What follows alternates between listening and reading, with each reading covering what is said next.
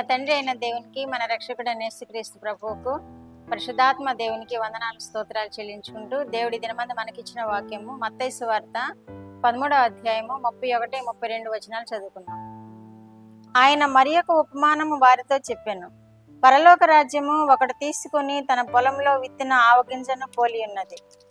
అది విత్తనములన్నిటిలో చిన్నదే గాని పెరిగినప్పుడు కూర మొక్కలన్నిటిలో పెద్దదై ఆకాశ పక్షులు వచ్చి దాని కొమ్మల యందు నివసించినంత చెట్టగును. దేవుడి వాక్యం ద్వారా మనల్ని దీవించిన దేవుడు ఇక్కడ ఉపమానంతో వాక్యం చెప్తున్నారు. ఆవగింజను చూచి చెప్తున్నారు. ఆవగింజను చూడండి, అది చిన్నదే గాని విత్తనములన్నిటిలో అది చిన్నదే గాని అది పెరిగినప్పుడు కూర మొక్కల కంటే పెద్దదై ఆకాశ పక్షులు నివసించినంత కొమ్మలు కలిగి ఉంటుంది అని ఇక్కడ వాక్యం చెప్తున్నారు. ఎందుకని ఈ ఉపమానం చెప్తున్నారంటే, ఆవగింజంత విశ్వాసం ఉన్నట్లయితే మీరు కంబళి చెట్టును వెళ్ళి అవతల పడమంటే పడుతుంది అని చెబుతారు. అందుకే విశ్వాసం గురించి ఈ ఆవగింజను వారికి ఉదాహరణగా బోధిస్తున్నారు. ఆవగింజ ఎంత చిన్నదైనా కానీ అది కూర మొక్కలన్నిటిలో పెద్దదయ్యి వృక్షం వల్లే కొమ్మలు వేసి పక్షులు వచ్చి దాని మీద నివాసం ఏర్పాటు చేసుకునేంత విస్తారముగా పెరుగుతుంది అని అంటున్నాడు.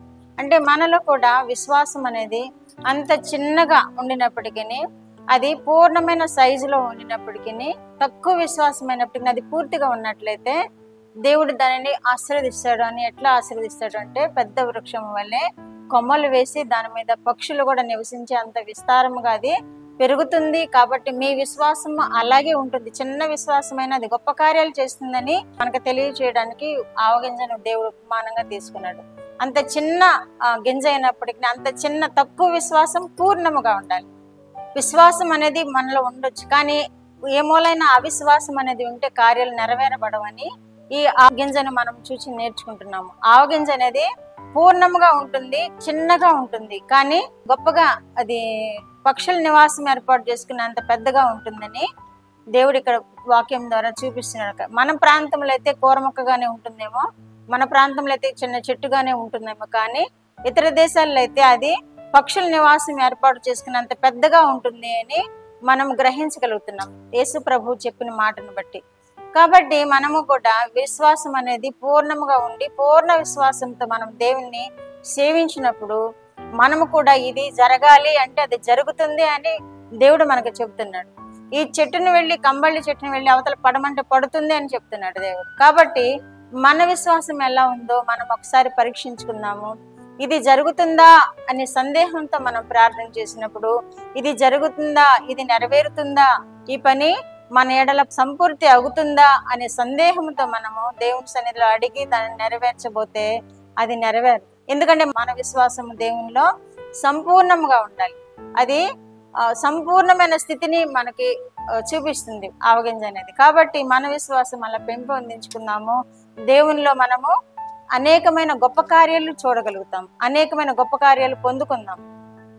ఆవగింజ ఆకాశ పక్షులు దాని మీద నివాసం ఏర్పాటు చేసుకుంటాయంటే మన విశ్వాసం ద్వారా మనము చేసే గొప్ప కార్యాల ద్వారా అనేక మంది చూస్తారని ఈ వాక్యంలో మనం గ్రహించగలుగుతున్నాం. అనేక మంది మన వైపు, మన విశ్వాసం వైపు చూచి దేవుడు మన పట్ల జరిగించబోతున్న కార్యాలను చూచి కూడా అనేక మంది మన యందు విశ్వాసమును వారు పెంపొందించుకుంటారు, వారి విశ్వాసం కూడా పెంపొందించుకుంటారు అని ఈ వాక్యం ద్వారా మనము గ్రహించగలుగుతున్నాం. కాబట్టి ఇంత చిన్న ఆవగింజ, అంత చిన్న సైజు కలిగిన అంటే చిన్నది అంటే దానిలో ఉద్దేశం చిన్న విశ్వాసం పూర్ణముగా ఉన్నప్పటికీ పరలోక రాజ్యంలో వారు గొప్ప కార్యాలు చూడగలుగుతారు. పరలోక రాజ్యంలో వారు ప్రవేశానికి అర్హత ఉంటుంది.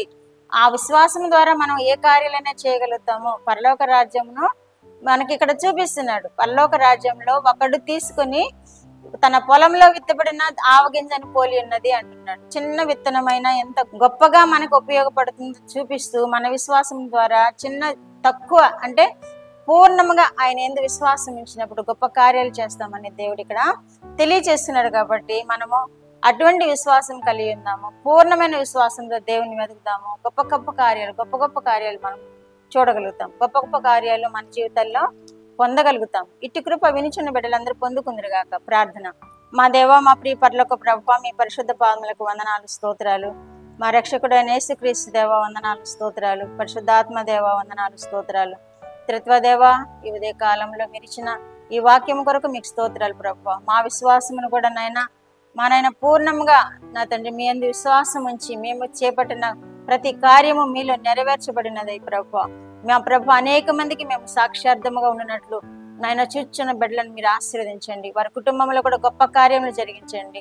వారి కుటుంబంలో అవసరాలను తీర్చండి. చదువుతున్న బిడ్డలకు జ్ఞానం ఇవ్వండి. ఉద్యోగం కొరకు ఎదురు చూస్తున్న బిడ్డలకు ఉద్యోగం అనుగ్రహించండి. కృపాక్షేమములతో కుటుంబాలను కాపాడమని యేసుక్రీస్తు వారి పేరిటి మనవులు మీ పాదముల యొద్ద వేడుకుంటున్నాను పరమ తండ్రి. ఆమేన్.